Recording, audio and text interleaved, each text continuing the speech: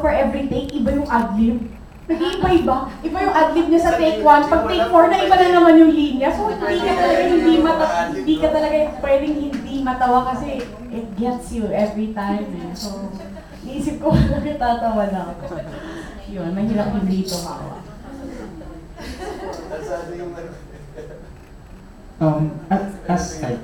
Another question.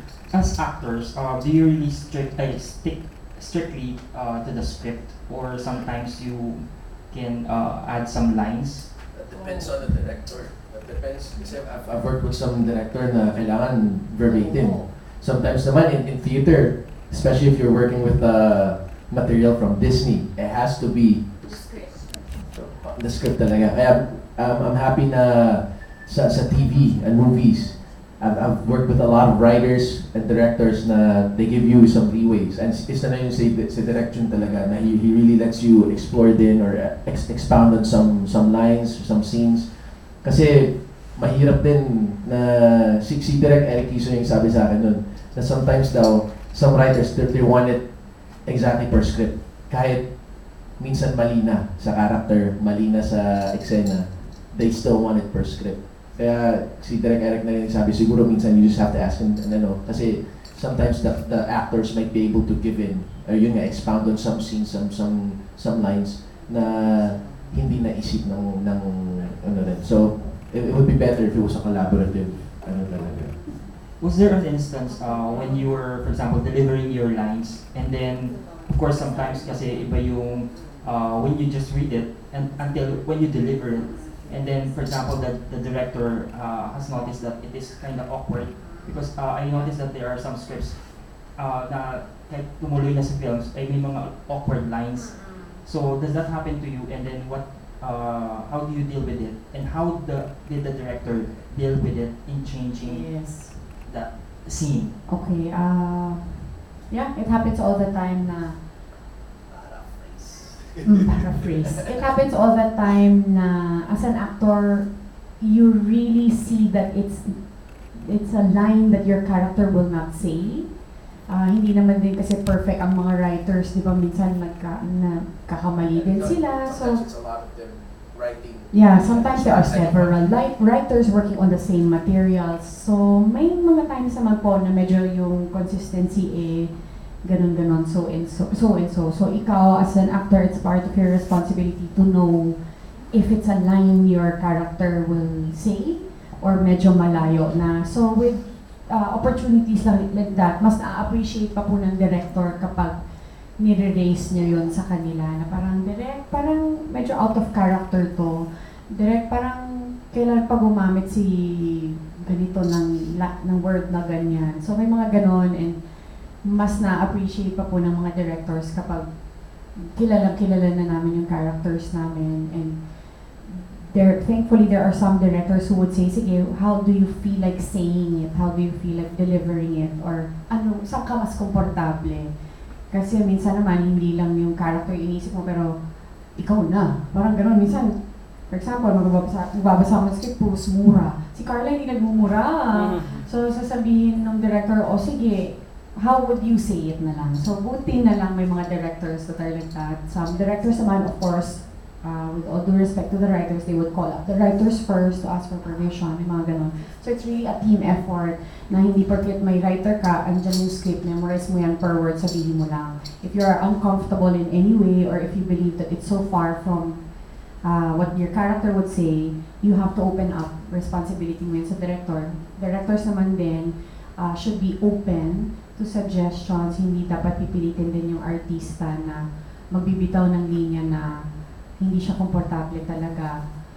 Tapos, yun, team effort, pati writer tatawagan, ganyan, to double check. Tapos with, like for example, here in So It's You, si Direk Jun Lana din po kasi nagsulat ng material, ng story, so it was easier for us. Writer, director, actor relationship talaga siya. Though the script is there, even before we started shooting, may mga times na blocking na kami, nag-iiba pa rin yung lines. So if you look at our scripts now, ang daming naka-pencil marks. Kasi biglang iniba ni Direk Jun yung line. Parang gano'n. So on the spot, napapalitan. Yeah. Pwede, sa dubbing, kung paano pala siya lumabas, how it was executed. nag-iba yung mind ni Direk June.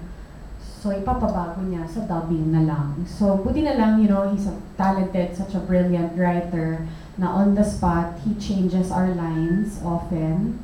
Minsan blocking na nag-iba-iba pa yung lines. So, maganda din working with a director who's a writer at the same time because nobody else knows his material more than himself. Hi, Vega din po. Ask ko lang kung gaano katagal na kayo magkatrabaho and masasabi niyo ba na komportable na kayo sa isa't isa and ano yung, kumbaga, ano yung banding niyo pagka off-cam? Ako suwang-sawa na po talaga. Hindi ko na mabigyan. Ay, Lord. We've been working for a year, I think. Oo. Naalala ko pa yung nag-audition siya sa My Husband's Lover. Yes. I was called by... Nagkwento na talaga yun, no? Parang wala tayong premiere night mamaya. Naalala ko yun, yes.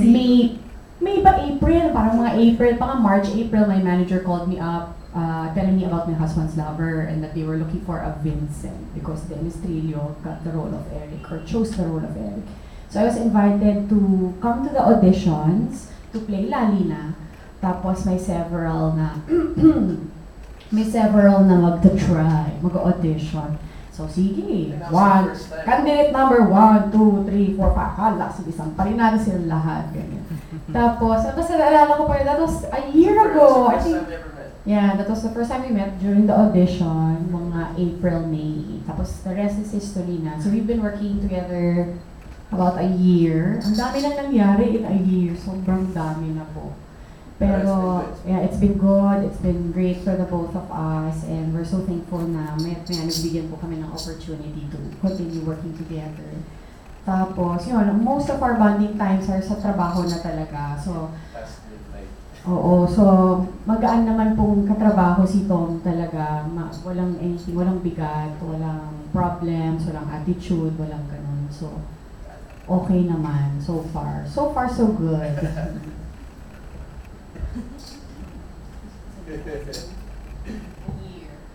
May another question ako. Doon kasi sa movie, may isang scene doon na talaga namang ka-relate kasi sinabi niyo sa isa't isa na parang pinagtagpo kayo ng tadhana.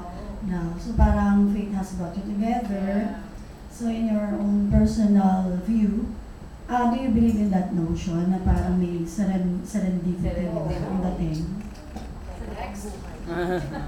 But if you asked me that question several years ago, I wouldn't have believed in it because I didn't believe in it until it becomes too undeniable with everything. I mean, me being here right now in this room is part of that. Na doon ko naramdaman, wow, you really are there. Parang I could have been so many other places now. If you told me 5 years ago na this is what my life would be like now, I would have laughed in your face because I never would have seen it coming. Each and everything. Ramdam ko siya, kaya I'm a believer. Yeah, parang ako naniniwala ako, lalo na recently, parang kasi nga they always say naman God has a plan for you, that it's already set. Sunod ka na lang, di ba? Hindi na magbabago. So, everything happens for a reason, and we find the answer to that. We find what that reason is eventually. So, yeah, naniniwala ako sa ganon, yung there's nothing coincidental. Everything is planned. And you are destined to be someone. You are destined to end up with someone. Ganon. Parang in a way. Yeah. A soulmate. Mga ganon. Kikilig ka? Kikilig siya. Yes, I love it. Yan ang mararamdaman nyo sa So It's You. Yun. Yun nga yung follow-up. Ano mo mararamdaman ng mga Yun nga eh. watching your movie? Like kanina we were saying, may mga nagko-cross ng path. Biglang nagtatagpo si Gore at si Lira, nagkakadaan yung kotse nila, hindi naman sila magkakilala. Tapos napadpad sila sa iisang hotel na parang lagi silang pinagtatagpo. So parang ganon. So, Hollywood thing is only exclusive to movies. it happens in real life. Lagi silang nagtatagpo. So ikaw naman, iniisip mo as a human being, it's just coincidental. But really, it's destiny already working its way. Parang ganon. Forces na pala. Yes, may forces putting you two or bringing you two together. So sometimes hindi mo lang kasi natin. So dapat maging aware tayo. Yes, correct. Pag hindi ka aware, ipupukpok sa ulo mo yun. Hindi ka may pag-ignore mo. Ayun. It's gonna...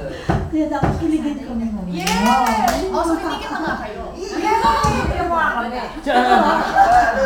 Isang lesson talaga na maganda sa movie na even I learned recently from doing this film, na not everyone gets lucky in love. Hindi lang tayo we get it right the first time. Pero that doesn't mean that we should stop giving it, like parang just give up flat out na parang ay hindi wala nang happy ending para sa akin kasi we all deserve that happy ending and we all will get it in one way or another. Yeah, this movie is a testament to that siguro.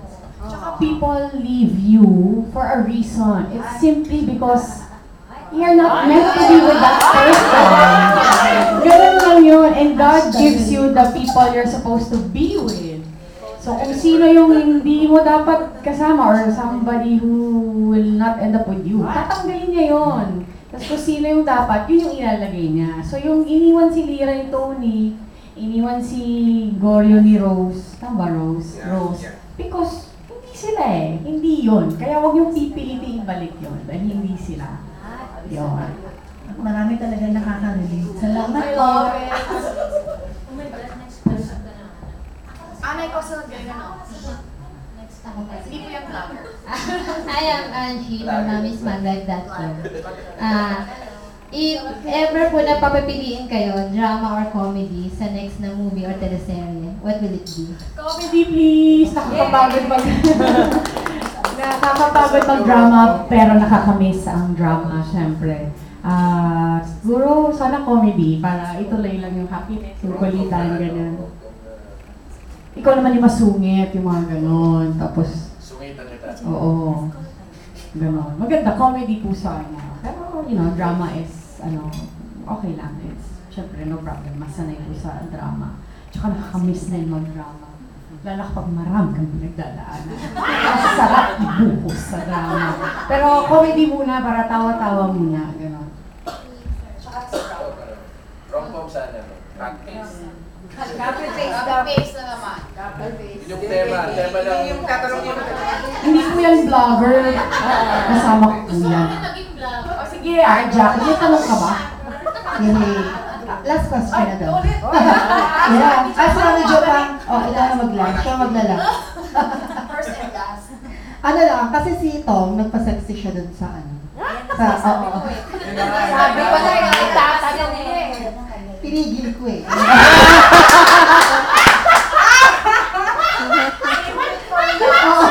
Ikaw na, Carla, nagpatalo ka ba kayo Tom? O may mga Sexy na ako eh.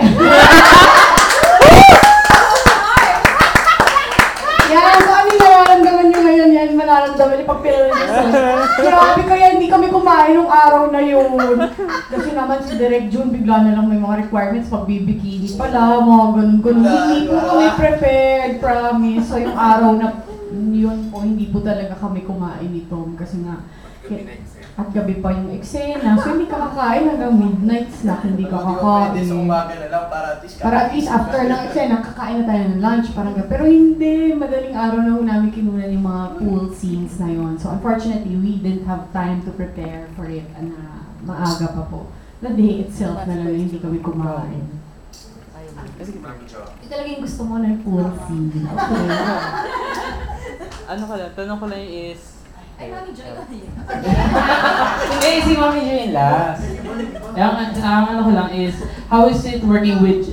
sino yung mga bagong kasama nyo na first time nyo makatrabaho for So It's You? Everybody except Tom and Kevin Santos, si Joey Marquez, G. Canlas, Bangs Garcia, everybody po first time ko po makatrabaho. Most of them are, galing na sa comedy po. Okay, because I'm going to be the last. Okay, Before first and last. before I ask, I'd like to say Thank you. congratulations. Because this is going to be a real new, fresh face Oh, on the thank screen you. with the rom-com. Mm. That's really medyo may talaga. Thank you. may- Sana po we have your support. We need Of your course. support. Siyempre, thank you po. May papanoorin kami. Oo. Ang tanong ko po ay, kasi hinuhugot ko dun sa niya, sa kanyang sinabi, yung kanina serendipity. Did you imagine yourself to get this far? to do this movie at this time? Kasi considering na Carla, you're a bit more, ikaw yung well-planned, you're structured, you're conservative, you're it looks like you're like that compared to Tom na Pabaya! Pabaya! Kanagkarin! Walang direksyon sa buhay! Ano ba? Ano kasi na structured? Last question yun, no? Kung nabalik daw ako, ikaw hindi daw. Ganyan. Papatapusin po natin siya. Nagkasya ako dito. Gusto ko yung si Tom, medyo hindi. So, hindi na ka pa niya pinupo, sir. Lahat na lang, ha? at least he's feeling his way through these facts that he'll soon explore where he's good at. Yeah, but it's true though. I mean, I've always flown from the seat of my pants. I've been everywhere. You know, I've tried my hand in so many things. Yeah. Ako never ko po in-imagine. Never ko na picture that I would. It has been. Ano ba? Hindi ako na-blanco. Parang alam ko naman in a way that someday kahit pa paano mabibiyayaan ako ng isang rom-com na movie. Pero hinihintay ko lang yung timing. Sabihin ko, kailan kayo ako magiging ready? Yung ganyan na even a year ago, hindi ko na-imagine na ngayon yung time. Ask me 3 years ago, hindi ko talaga ma-imagine ever na ito yung time. But I guess, because I believe in destiny, na ito yun, this is the right time. So, sobrang swerte ko sa wakas, nakagawa ako ng isang rom-com. Kahit si Direk June, first time niya din mag-rom-com. So, parang, yay, thank you. Parang ganun. So, I've never imagined talaga. Hindi naman natin siguro gagawin to ngayon kung hindi ito yung perfect time. Hindi ko. Tom, pabaya. So sorry, last question. Were there times that when you were offered, for example, a project and then you declined because you don't like the story, or kahit ibang reason, pero you declined the project?